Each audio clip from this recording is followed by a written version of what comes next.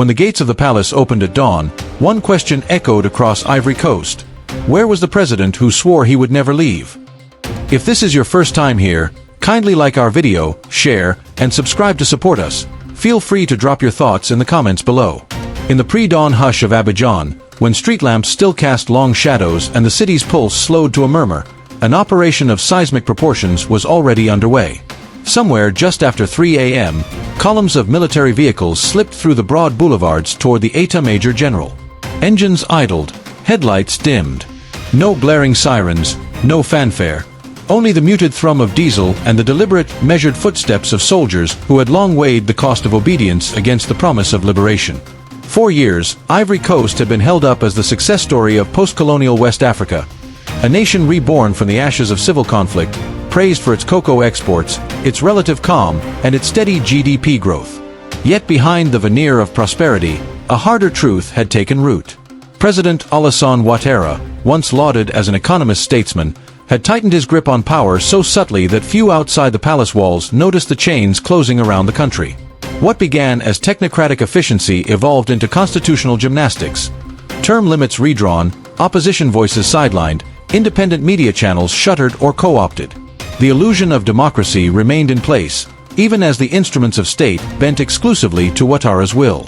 By the time he announced his intention to seek a third mandate in 2020, arguing that a constitutional rewrite had nullified previous terms, Ivorians had grown weary. Protests bloomed overnight. Students, market vendors, taxi drivers, and office clerks poured into the streets chanting, "Assez! Enough!" But each day's demonstration met the same response. Tear gas canisters lobbed into crowds, baton charges on narrow avenues, arrests of anyone caught on camera holding a placard. Journalists disappeared behind closed doors, their stories left unfinished. Lawyers who challenged election results found themselves bouncing on cell bars. Human rights defenders speaking out were labeled traitors and forced into exile. Meanwhile, the coffers of the elite continued to swell. New road contracts, mining concessions, and port agreements all seemed to funnel wealth upward. Bank balances soared for a select few, while unemployment among young graduates climbed. Neighborhoods that once buzzed with ambition decayed into dormitories of discontent. And all along, President Ouattara's image, suave, poised, ever ready with a soundbite, gave cover to a system mired in patronage and fear. But power, as the saying goes, is not a monolith. Beneath the starched uniforms of Ivory Coast's armed forces lay fault lines deep enough to split the institution in two. Ouattara had courted loyalty by lavishing promotions on commanders who pledged fealty and reshuffling those who hesitated. Paramilitary detachments were folded under direct presidential command. The once proud army, forged in the crises of 2002 and 2011, found itself fragmented between genuine patriots and political protégés. Young officers, in particular, grew restless. They listened to their elders boast of battlefield victories while their own families struggled to buy medicine and pay school fees. They saw villages neglected, roads impassable, clinics understocked. They heard their peers lament that their diplomas were worthless in a country ruled by connections rather than competence. And when soldiers caught wind of coups next door, in Burkina Faso, Mali, Niger, they didn't just hear news reports, they heard invitations to reconsider their oath. In late 2022, an internal memo circulated through secure channels warning of external ideological contamination. The author, a general loyal to the regime, meant to alert colleagues to the risk of radical ideas seeping in from neighboring capitals. Instead, it became a catalyst. In barracks, in border training camps near Korogo and Coup, in whispered conversations on encrypted messaging apps, a counter-memo emerged: restoration is our duty. Not a grab for title or reward, but a pledge to return the state to its people. By early 2025, murmurs of planning rippled through the ranks. Maps were unfurled in dimly lit briefing rooms, the location of radio towers, the loop of the presidential motorcade, the guard shifts at the palace gates. Younger lieutenants studied the mistakes of coups past, the bloody aftermath in Sudan, the international isolation of Guinea, the chaotic power vacuums elsewhere, and vowed to do better. Their strategy emphasized speed, precision, and narrative control. Take the key nodes of the state before dawn, broadcast a simple message of restoration rather than seizure, and avoid the spectacle of foreign intervention. Ouattara himself seemed oblivious, retreating from public view under the guise of restructuring state ministries. Weeks passed without a national address. The state media cycle, usually spun with ribbon-cutting ceremonies and visiting dignitaries, slipped into silence. Rumors flew. Was the president ill? Had he fled? Or worse, was he facing a palace conspiracy? Insiders in Abidjan whispered that his security detail had opposed any large gatherings, fearing assassination attempts. But to the rest of the nation, it read as indecision, or, more dangerously, the final faltering of a once commanding presence. And so, in the small hours of a Thursday, the coup unfolded. At precisely 3:12 a.m., teams moved. One swept into the state broadcaster, Radio Television Ivoirienne, whose antennae had relayed government propaganda for decades. Soldiers overpowered sleepy guards, swapped out the normal programming, and installed a junior officer at the microphone. His voice, crackling through the speakers, carried a single line: "This is not a seizure of power. This is the people's restoration." Simultaneously, columns of armored personnel carriers rumbled toward the Presidential Guard compound. A brief exchange of fire occurred, but defenses melted when entire platoons surrendered rather than shoot at their own. By 4:30 a.m., the palace stood encircled. Gates were flung open, not blown off hinges. Soldiers in fresh fatigues replaced the elite guard. And in the empty corridors, the ghost of a presidency vanished. Later that morning, a communiqué announced the formation of a National Restoration Council. Its members, a mix of mid-career officers, respected civil society figures, retired judges, economists, and youth activists, each chosen for their caliber and absence of ties to old patronage networks. The message stressed a return to constitutional order, a 6-month timeline to draft a new charter, and an absolute ban on any council member running in the upcoming elections.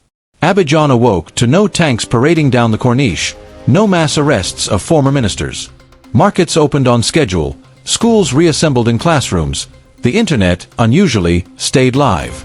Small crowds gathered at lively intersections, exchanging wide-eyed glances rather than slogans.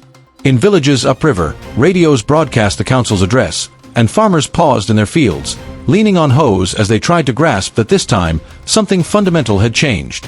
International reactions poured in. Paris released a carefully worded statement urging a return to democracy and constitutional processes. Washington echoed the call for calm and quick elections. Yet beneath the official routines, the old partners of Ivory Coast found themselves scrambling. French military bases felt the chill of uncertainty, and cocoa traders wondered if long-standing export agreements would be renegotiated. In Accra, Abuja, and Dakar, analysts debated whether this was a genuine reset or just another shuffle of power. Within West Africa, the responses were more animated. ECOWAS leaders convened emergency sessions. Some openly supported the Restoration Council, viewing it as a blow against entrenched autocracy. Others worried about setting a precedent for military involvement in politics. Burkina Faso's new government hailed the Ivorian soldiers as brothers in arms, reclaiming sovereignty, while Mali offered logistical aid to the transitional administration. Even Ghana, normally a bastion of civilian rule, maintained a studied neutrality, perhaps uncertain whether its own military might take heart from the Abidjan example. On the streets of Abidjan, voices that had long been silenced found space to breathe again. Murals went up overnight, a soldier handing a schoolbook to a smiling child, a ballot box overshadowing a toppled throne, the cafes and art hubs filled with conversations about what restoration truly meant. Community forums sprouted in town halls and mosques alike, where citizens questioned the council on mining contracts, the future of the CFA franc, and the fate of privatized utilities. The council answered with candor: audits of resource deals, public hearings on state assets, and a commitment to transparency that shattered decades of opaque governance. Yet even this hopeful picture faced shadows. Loyalists of the former regime, power brokers, businessmen, security chiefs, slipped across borders with duffel bags of valuables. Some plotted quietly, waiting to pounce on any sign of weakness. Others went underground, hoping the nation would tire of the soldiers' ascendancy. The Restoration Council, anticipating these moves, established investigative commissions to trace illicit funds and freeze suspicious accounts, yet insisted it pursued systems, not vendettas. And so, Ivory Coast found itself on a razor's edge between past and future. The timeline was tight. Draft a new charter in half a year, convene national consultations for 3 months, and hold elections within a year's end. International observers were invited from Africa's diaspora and neighboring democracies alike, ensuring no repeat of preloaded ballots or tribunal verdicts. The most radical pledge, that no serving soldier would transition into politics, stood as a bulwark against the coup's critics, who insisted it must not morph into military rule by another name. As the seasons changed, the country witnessed its first genuinely contested debates.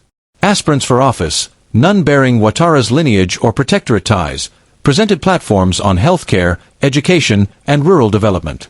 University students organized policy symposiums, women's associations demanded gender parity in the new government, farmers' unions pressed for land reforms. And all the while, the Restoration Council monitored but did not dominate, stepping aside as civil society took center stage. A year from that fateful morning, Ivory Coast held elections that were neither perfect nor peaceful, but they were real. Ballot boxes traveled to remote hamlets, overseen by local elders rather than party cadres. International monitors verified turnout figures, and at polling station after polling station, Ivorian flags fluttered free of political branding. When the results were tallied, a civilian candidate, an economist born in Savani's province, celebrated for his grassroots organizing, emerged victorious by a narrow margin. He spoke not of triumph, but of collective duty, thanking both the soldiers who had restored our right to decide and the citizens who claimed it back. With the new government sworn in, the military council kept its promise. Generals and captains returned to barracks, depots, and training grounds, resuming their original role of defender rather than ruler. The transitional body formally dissolved, leaving behind a public record of its meetings, decisions, and financial audits. Across Abidjan, the sense of astonishment lingered. Could a coup end not in vendettas or juntas, but in ballots and civic renewal? Beyond Ivory Coast's borders, debates raged about the implications.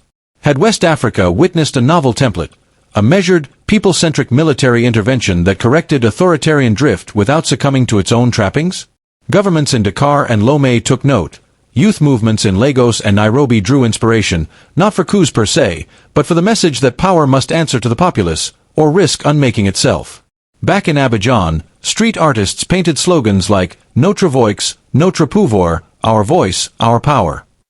Poets composed lines about a nation reborn at dawn's hush. And though Alassane Ouattara remained in exile, his face gradually dimming on newsreels and campaign posters, the new anthem, being debated in schools, spoke not of past glories but of tomorrow's promise. Together, we reclaim what was always ours. In the end, Ivory Coast's sudden turn was not merely the fall of a singular ruler, but a rekindling of a nation's faith in itself. The story did not close with gunfire or closing borders, but with open town halls and contested votes. It remains to be seen whether this experiment will stand the test of time or unravel under the weight of competing interests. But for one precious year at least, Ivory Coast chose to rewrite its destiny, and in doing so, issued a challenge to an entire continent. True sovereignty is not inherited, nor granted, it is reclaimed, one voice at a time. If you like this video, please don't forget to subscribe to our channel and like this video to stay updated on unfolding stories across Africa. Your support helps us continue bringing you bold, uncensored news that matters. Join the conversation in the comments.